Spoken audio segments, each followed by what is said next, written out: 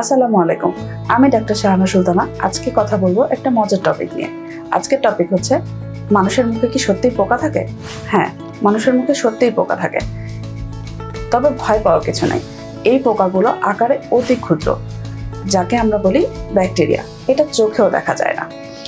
এটা থাকতে পারে হাজার হাজার রকমের এবং সংখ্যায় কোটি কোটি। তবে এর বেশিরভাগ অংশই কিন্তু মানুষের জন্য উপকারী। এই ভালো উপকারী ব্যাকটেরিয়াগুলো মানুষের মুখে স্বাভাবিক পরিবেশ বজায় রাখতে সাহায্য করে এবং আমরা যা খাই সেগুলো হজম করতে সাহায্য করে।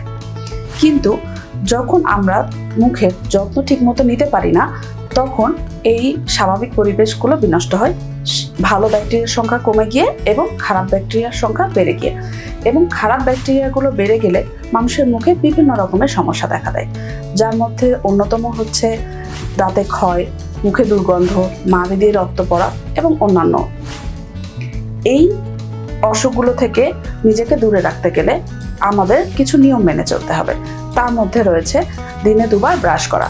সকালে নাস্তার পরে এবং রাতে ঘুমাতে যাওয়ার আগে আমাদেরকে ব্রাশ করতে হবে। দাঁতের ফাঁকে কোনো খাবার আটকে গেলে ডেন্টাল ফ্লস দিয়ে পরিষ্কার করতে হবে। জিহ্বা নিয়মিত পরিষ্কার রাখতে হবে এবং বছরে 1 বার অন্তত বিডিএস ডক্টরের কাছে গিয়ে মুখে চেক আপ করাতে হবে। আপনাদের সচেতনতার জন্য অন্য কোনো টপিকে ভিডিও নিয়ে চলে আসব। পরবর্তী ভিডিও পেতে গেলে লাইক, কমেন্ট, ফলো এবং সাবস্ক্রাইব করে পাশে থাকবেন। ধন্যবাদ।